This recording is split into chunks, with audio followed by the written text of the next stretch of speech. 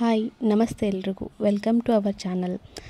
ಈ ವಿಡಿಯೋದಲ್ಲಿ ಲಕ್ಷ್ಮೀ ಕುಬೇರ ಸೇರು ಅಥವಾ ಲಕ್ಷ್ಮೀ ಕುಂಜಂ ಅಥವಾ ಕುಬೇರ ಕುಂಜಂ ಬಗ್ಗೆ ತಿಳಿಸ್ತಿದ್ದೀನಿ.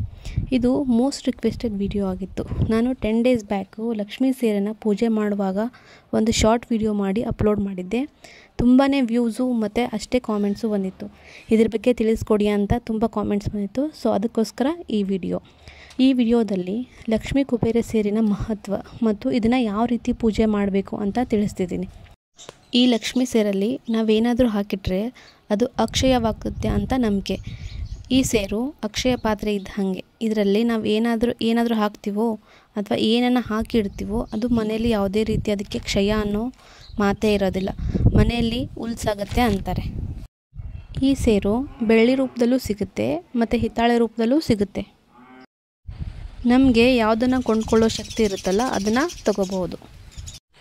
ನಾನು ಇಟ್ಟು ಪೂಜೆ ಮಾಡ್ತಿರೋ ಸೇರು ಬಂದು ಬೆಳ್ಳಿದು. ನಾನು ಇದನ್ನು ದೀಪಾವಳಿ ಅಮಾವಾಸ್ಯೆ ದಿನ ತಗೊಂಡಿದ್ದು. ಇದನ್ನು ತಂದ ಮೇಲೆ ಮೊದಲು ಹಾಲಲ್ಲಿ ಅಥವಾ ನೀರಲ್ಲಿ ಶುಭ್ರ ಮಾಡಬೇಕು ಮತ್ತು ನೀಟಾಗಿ ಒದ್ದೆ ಇಲ್ಲದೆ ಇರೋ ಹಾಗೆ ಒರೆಸ್ಕೋಬೇಕು. ಮತ್ತು ಸೇರನ್ನು ತುಂಬುವಾಗ ಲಕ್ಷ್ಮಿ ಮತ್ತು ಕುಬೇರ ದೇವರನ್ನು ನೆನೆಸ್ಕೊಂಡು ತುಂಬಬೇಕು. ಈಗ ಅದರಲ್ಲಿ ಏನೇನು ಹಾಕಬೇಕು ಅಂತ ಡೀಟೇಲ್ ಆಗಿ ವಿಡಿಯೋದಲ್ಲಿ ತೋರಿಸ್ತಿದ್ದೀನಿ ನೋಡಿ.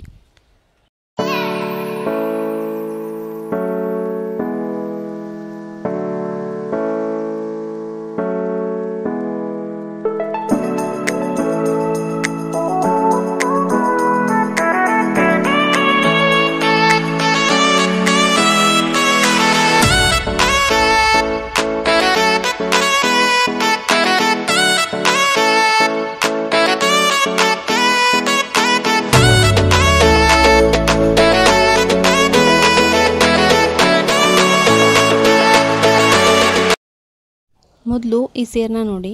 ಇದ್ರ ಮೇಲೆ ಶಂಕು, ಚಕ್ರ ಮತ್ತು ತಿರುಪತಿ ನಾಮ ಇರಬೇಕು.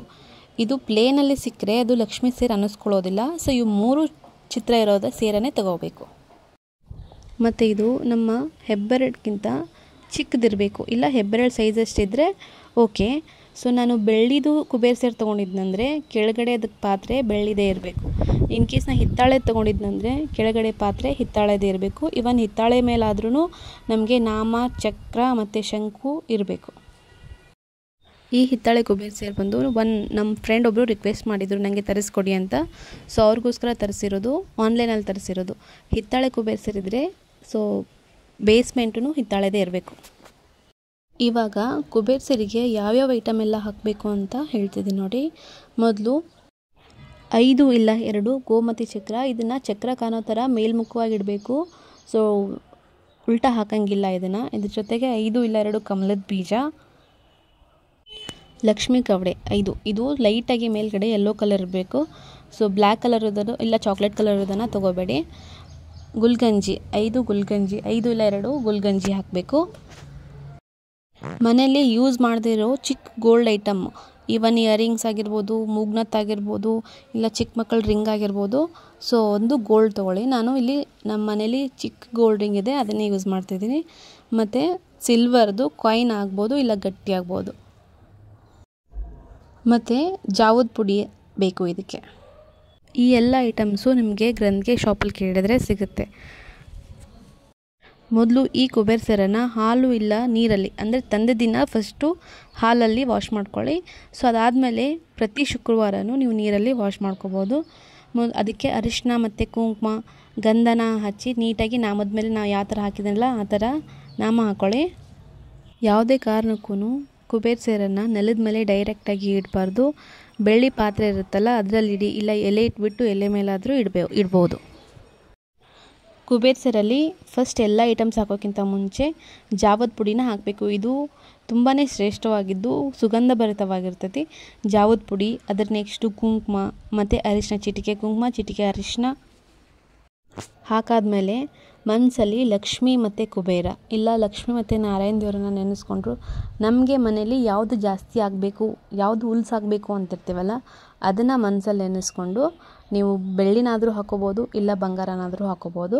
ನಾನಿಲ್ಲಿ ಬಂಗಾರದ ರಿಂಗ್ ಹಾಕೋತಿದ್ದೀನಿ. ನನಗೆ ಮನೇಲಿ ಗೋಲ್ಡ್ ಜಾಸ್ತಿ ಆಗಬೇಕು, ಗೋಲ್ಡ್ ಪರ್ಚೇಸ್ ಮಾಡಬೇಕು ಅಂತ ತುಂಬ ಆಸೆ ಇದೆ.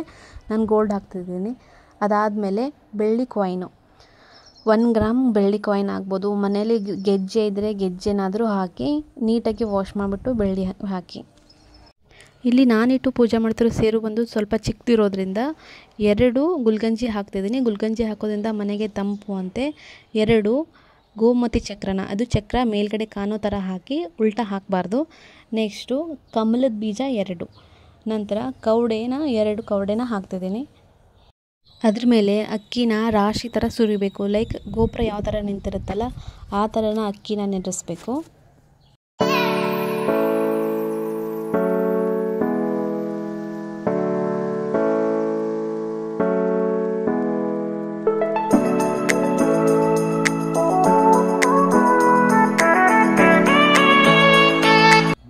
ಮನೆಯಲ್ಲಿ ದವಸ ಧಾನ್ಯ ಹೆಚ್ಚಾಗಬೇಕು ಅನ್ನೋರು ಈ ಥರ ಒಂದು ಪಾತ್ರೆಯಲ್ಲಿ ಅಕ್ಕಿನ ಮತ್ತು ಇಲ್ಲ ಯಾವುದಾದ್ರೂ ಕಾಳನ್ನು ತುಂಬಿ ಕುಬೇರ ಸೇರನ್ನು ಅದರಲ್ಲಿ ಇಡ್ಬೋದು.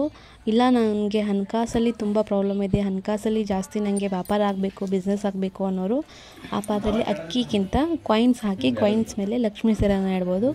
ಆ ಥರ ಇಟ್ಟಿರೋ ಸೇರಿಗೆ ನಾವು ಕುಬೇರ ಸೇರು ಅಂತ ಕರಿತೀವಿ. ಸೊ ಅಕ್ಷತೆ ತುಂಬಿ ಇಲ್ಲ ಕಾಳ ಧಾನ್ಯ ಹಾಕಿ ಇಟ್ಟಿರೋ ಸೇರಿಗೆ ನಾವು ಲಕ್ಷ್ಮೀ ಕುಬೇರ ಸೇರು ಅಂತ ಕರಿತೀವಿ. ನನಗೆ ಬಿಸ್ನೆಸ್ಸು ಇಂಪ್ರೂವ್ಮೆಂಟ್ ಆಗಬೇಕು, ಮನೆಯಲ್ಲಿ ದವಸ ಧಾನ್ಯ ಯಾವುದಕ್ಕೂ ಕೊರತೆ ಆಗಬಾರ್ದು ಅನ್ನೋರು ಸೊ ನಾ ತುಂಬಿಟ್ಟಿದ್ದೀನಲ್ಲ ಆ ಥರ ಮಾಡಿ. ಇದಾದಮೇಲೆ ನಿಮಗೆ ನಿಮ್ಮ ಶಕ್ತಿಗೆ ತಕ್ಕಂಗೆ ಅಲಂಕಾರ ಮಾಡಿ. ಬಿಕಾಸ್ ಹೆಣ್ಮಕ್ಳು ಅಲಂಕಾರ ಪ್ರಿಯರು, ಹಾಗೆ ದೇವತೆನೂ ಅಲಂಕಾರ ಪ್ರಿಯರು ಲಕ್ಷ್ಮೀ ದೇವಿ. ನಿಮಗೆ ಹೂವು ಎಷ್ಟು ಪಾಸಿಬಲ್ ಆಗುತ್ತೆ ಅಷ್ಟು ಹೂವು ಹಾಕಿ ನೀಟಾಗಿ ಅಲಂಕಾರ ಮಾಡಿ. ಮತ್ತು ಮೇಲ್ಗಡೆ ಒಂದು ಸ್ವಲ್ಪ ಅರಿಶಿನ ಮತ್ತು ಕುಂಕುಮ ಹಾಕಿ ಒಂದು ರೋಸ್ ಇಟ್ಟು ಇದನ್ನು ಲಕ್ಷ್ಮೀ ದೇವ್ರ ಫೋಟೋ ಮುಂದೆ ಇಡಬೇಕು. ನಾನು ನಮ್ಮನೇಲಿ ಪ್ರತಿ ಶುಕ್ರವಾರನೂ ಆರತಿ ತುಂಬ್ತೀವಿ. ಸೊ ಆರತಿ ತುಂಬೋದು, ಇಲ್ಲ ನಮ್ಮ ಮನೆಯಲ್ಲಿ ಪ್ರತಿ ಶುಕ್ರವಾರ ಆರತಿ ತುಂಬಲ್ಲ ಅಂದರೆ ನೋ ಪ್ರಾಬ್ಲಮ್. ಲಕ್ಷ್ಮೀ ದೇವ್ರ ಫೋಟೋ ಮುಂದೆ ಈ ಕುಬೇರ ಸೇರನ್ನು ಇಟ್ಟು ಪೂಜೆ ಮಾಡ್ಬೋದು.